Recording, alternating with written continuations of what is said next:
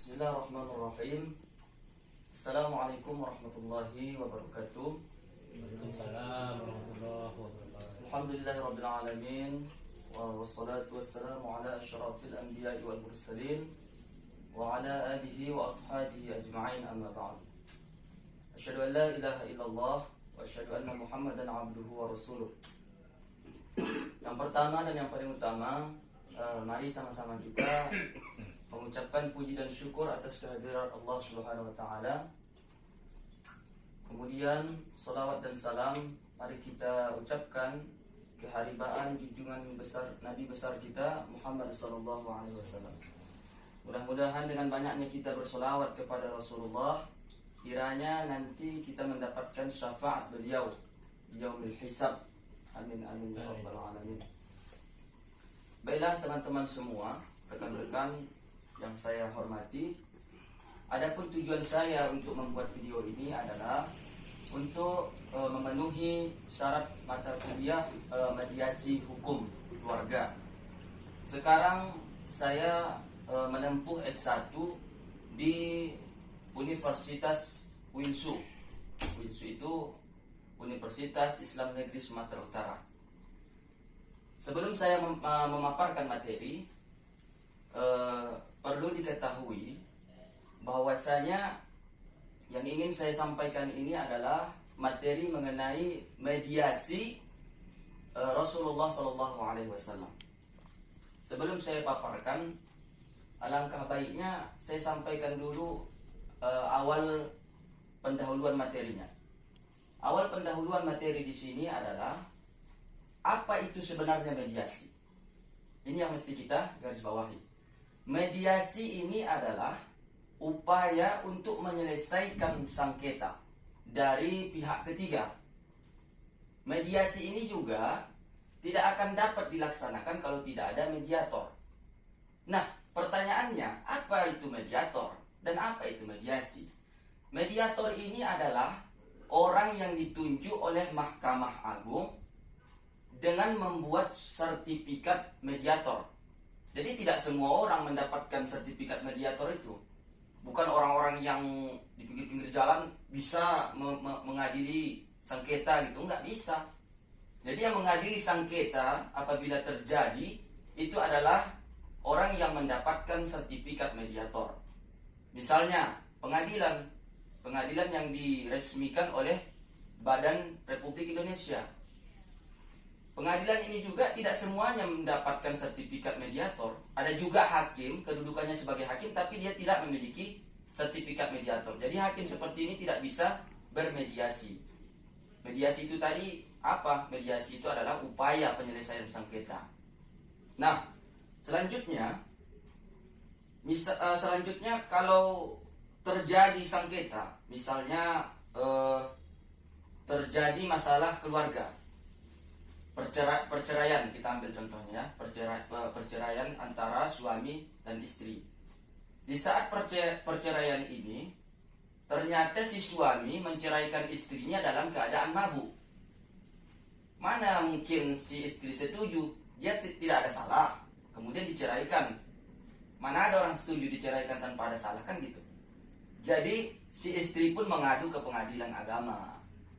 Karena sengketa yang terjadi ini, pengadilan tidak bisa memutuskan begitu mendengar kejadian, tidak sewaktu itu juga diputuskan pengadilan. Ini bisa saja, nggak bisa. Pasti pengadilan mencari orang yang mendapat sertifikat mediator. Karena pengadilan tadi yang mengatakan tidak bisa ini diselesaikan tanpa mediator, ini adalah tugas mereka. Mencari orang yang mendapat surat mediator, sertifikat mediator.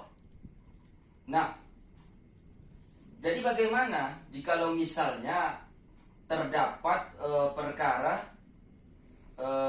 yang mendesak, akan tetapi tidak ada mediator yang dapat menyelesaikan perkara itu? Caranya, pengadilan daerah lah yang dapat menyelesaikan perkara tersebut sebagai orang yang bermediasi. Jadi yang menyelesaikan perkara mediasi ini adalah pengadilan yang sudah dipercayai orang setempat untuk menyelesaikan satu perkara. Lebih simpelnya lagi, kalaulah misalnya mediasi ini terjadi, mesti juga orang yang sudah dimediasi tidak terbebani. Contohnya tadi itu kan terjadi antara konflik antara perceraian si suami dan si istri. Jikalau keputusan yang dikeluarkan mediator ataupun wali ataupun hakim yang ditunjuk atau dipercayai daerah setempat yang sudah ditetapkan mereka, tetapi orang yang dimediasi tadi tidak terima gitu, maka itu boleh dikatakan mediasi. Mediasi itu dikatakan apabila orang yang dimediasi itu dapat menerima tanpa ada beban sedikit pun, tanpa ada kejoliman lah bahasanya. Jadi orang yang dimediasi itu orang yang ketika disampaikan jalan keluarnya, dia merasa tenang. Oh iya juga, perkataan hakim ini betul juga. Lebih baik kita si suami si istri kembali lagi lah membentuk rumah tangga sakinah mawaddah warahmah. Berarti di sini sudah terjadi yang namanya mediasi, karena antara dua belah pihak setuju dengan perkara atau jalan yang diberi oleh si mediator atau si hakim yang ditunjuk atau dipercayai penduduk setempat. Itu singkat mengenai mediasi. Kemudian bagaimana sebenarnya mediasi Rasulullah SAW itu? Nah, mediasi Rasulullah SAW itu ketika terjadinya perkara peletakan Hajarul Aswad, ya. Ketika terjadinya peletakan Hajarul Aswad dan perjanjian Hudaybiyah. Yang pertama di sini saya akan menjelaskan apa mediasi Rasulullah ketika terjadi perkara atau konflik di saat peletakan Hajarul Aswad ini. Terjadinya konflik di masa Rasulullah ketika peletakan Hajarul Aswad, kemarin itu dijelaskan di dalam kitab Sirah Nabawiyah juga ada. Ketika peletakan Hajarul Aswad ada dari suku Quraisy, kalau tidak salah 4 suku ya, 4 suku kabilah suku Quraisy. Jadi mereka saling konflik lah, bahasanya rebutan. Aku yang lebih layak mengangkat Hajarul Aswad dan meletakkan dan melengketkan Hajarul Aswad ke dinding Ka'bah. Jadi antara 4 suku ini, 4 kabilah ini, sampai-sampai dilihat Umayyah ini sahabat Rasul, ingin mengatasi itu, timbullah mediasi Rasulullah. Jadi Umayyah mengatakan kepada 4 suku ini, ayo kita kumpul dulu 4 suku ini kan, yang memperebutkan siapa yang lebih layak untuk mengangkat Hajarul Aswad tadi. Nah, ketika pengangkatan Hajarul Aswad ini ditindaklanjuti, maka Umayyah menyampaikan ke para kafilah tersebut, bagaimana wahai para kepala suku, siapa nanti orang yang terlebih dahulu memasuki masjid dari pintu Syuaibah, dialah orang yang lebih layak mengangkat Hajarul Aswad ini. Bagaimana? Apakah kalian sepakat? Oke, kami sepakat, kata 4 kabilah ini, 4 suku ini. Lantas diperhatikan mereka. Ternyata yang masuk ke dalam masjid sebelum pelaksanaan sholat subuh itu adalah Rasulullah. Nah, disinilah mereka bersorak, disinilah mereka berseru bahwasanya yang lebih layak untuk mengangkat Hajarul Aswad itu adalah orang yang terpercaya, pemimpin yang selama ini mereka agung-agungkan, baik itu dari suku Makkah ataupun dari suku Quraisy sendiri. Maka keesokan harinya orang yang membuat konflik tadi menjumpai Rasul. Ya Rasulullah, kami sudah bernegosiasi dengan Umayyah. Siapa yang lebih layak untuk mengangkat Hajarul Aswad dan meletakkan kembali ke tempatnya? Ternyata kami perhatikan, kami selidiki, engkau yang lebih layak ya Rasul. Lantas Rasulullah pun tidak bisa mengambil keputusan sedemikian. Baiklah aku yang mengangkat Hajarul Aswad ini kemudian meletakkan kembali ke tempatnya. Tidak. Rasul juga menunjukkan ketegasannya. Rasul juga menunjukkan kebijaksanaannya, bahwasanya Rasul adalah orang yang terpilih di sisi Allah Subhanahu wa taala untuk menegakkan keadilan. Lantas Rasul mengambil ridanya. Rida Rasul ini kan ada 4 sisi. Kalau bahasa kita serban lah. Jadi yang berperkara tadi yang menimbulkan konflik ini kan ada 4 suku. Nah, batu Hajarul Aswad tadi dia ambil Rasul, kemudian dari 4 suku ini dipanggil Rasul. Wahai 4 kafilah, mari sini mendekat. Kalian sentuh Hajarul Aswad ini. Yang memegang bukan orang itu hanya menyentuh. Yang mengangkat Hajarul Aswad adalah Rasul. Di tangan Rasul Hajarul Aswad, kemudian dari 4 suku kafilah ini masing-masing menyentuh Hajarul Aswad.